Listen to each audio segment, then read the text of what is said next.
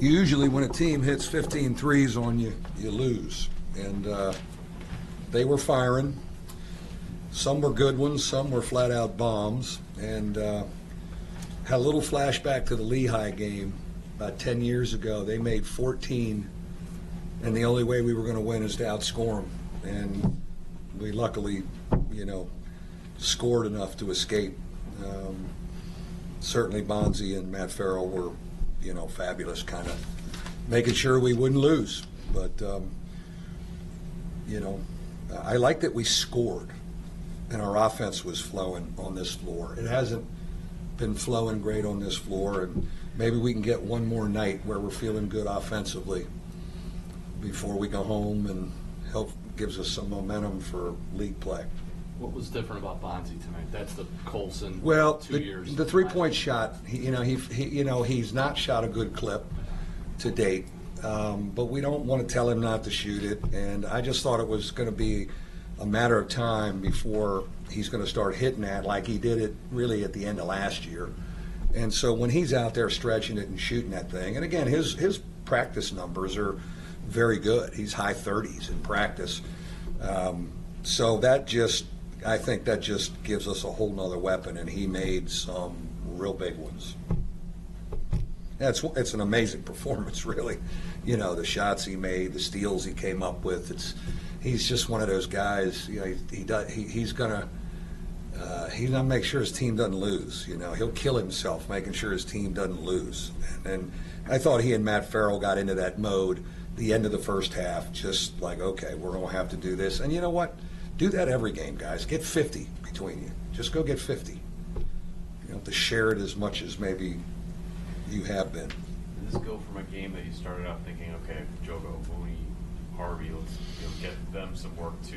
Yeah, I was hoping the flow of the starters is the big benefit tonight. Yeah, I was hoping the way the bench played in Indianapolis, I could take a step with them. That was really not the case. We have to keep coming back and working with them. But our starters had to win the game for us tonight. And, we still got to keep working with Johnny and DJ and Nick or Torres or Burns. It's going to be a revolving door all year. But those five guys have played a lot together, and they've been through a lot together. And it had all the signs of you're not escaping probably unless those guys, ride the whole second half out, which they pretty much did. Mike, how important was Pfluger's play tonight? What was the difference? Well, he's always defended. He had a tough offensive day Saturday down there. And I told him, I said, look, don't worry about bouncing back offensively. That's not who you are. Defend, rebound. He is a great passer.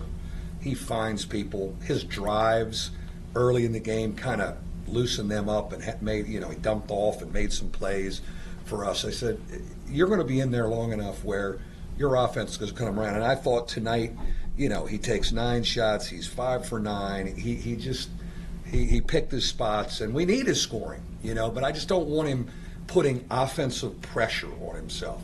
When he starts with the mentality, defend, rebound, make plays for people, then the offense usually then comes. And I thought he did that tonight.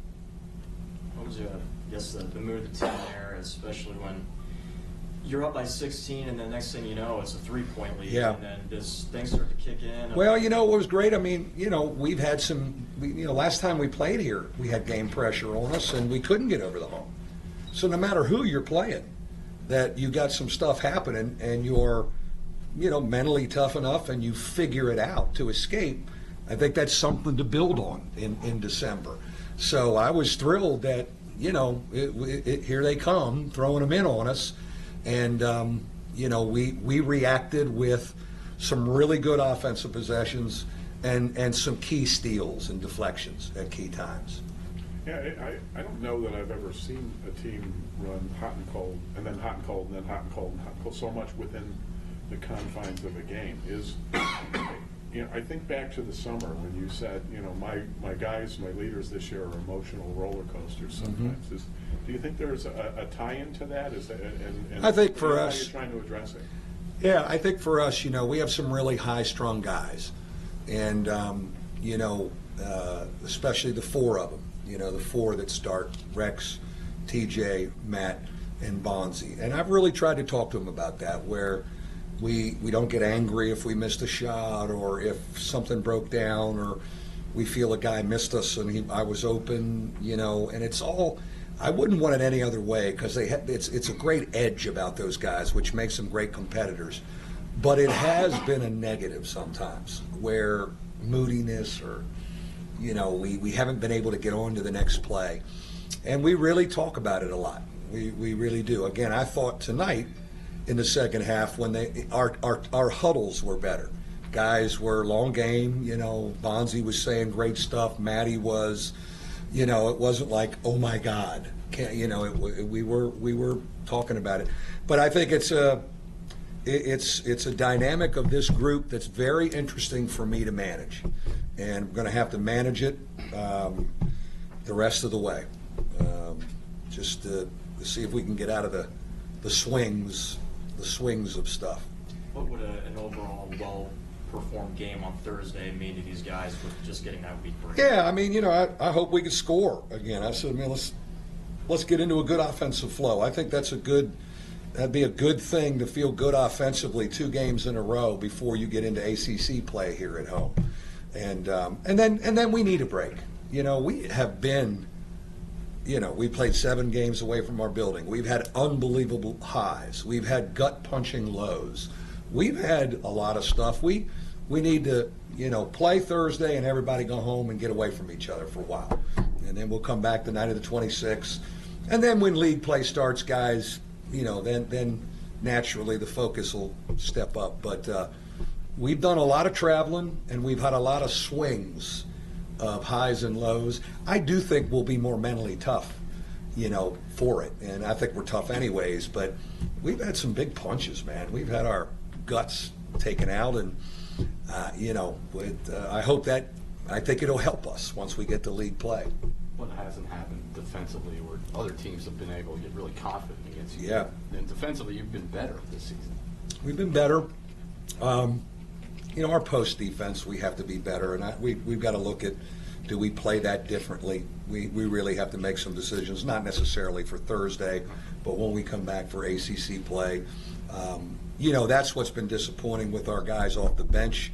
Their post defense, our frontline subs, they can help us there, and we need them to do that for us, and they haven't done that well enough.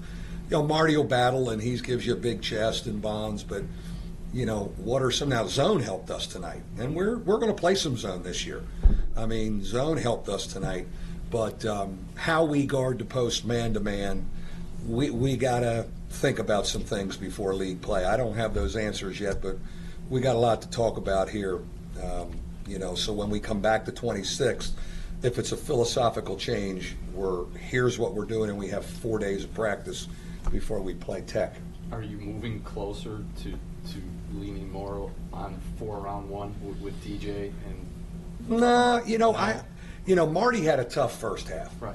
But, we got into an unbelievable offensive rhythm with our 2 big guys. But you see, Bonds was a true stretch forward tonight because he's shooting that thing. I felt because that group ended the half well, I started them the second half. But then DJ couldn't, he didn't defend well enough. But that's still a good thing for us. But, Marty and Bonds play so well together when they're in a good frame of mind. And Johnny, when we played him, he stretches the defense. And, his three-point shooting, his percentages are really high. We need him to be a more engaged defender. But he gives you a 4-round-1 look. So again, we used it some tonight. It helped us. It gave us a little separation to end the half. But Marty and Bonds play pretty darn well together, and they pass it well. Our offensive stuff in the second half with that group was, really good stuff. And I don't know what we, shot in the second half. Well, we shot 60. We scored 51. But we're going to have to score, man, especially in this building to win ACC games. We're going to have to score. And let's keep trying to put numbers up. Coach, there was a kind of a slow start in the first half, and coming out of the locker room, the second half was a slow start again. How do you fix that before you go into tournament? Yeah, I don't know. I'm not sure I have the answer to that. I mean, it's always great to make some jump shots early. We had some open looks we didn't make. One of the things that I think we can always do, this team can drive it better. And when we swing it and drive it, we get fouled. We got to the bonus quick because we were driving so much. So, I'm not losing a lot of sleep on that. The game is long. I just don't want us getting emotionally off our rocker if we're not in a good offensive rhythm to start the game. That's an area where we need to grow, where we have grown, but still need more growth as the ACC comes. Thanks, guys.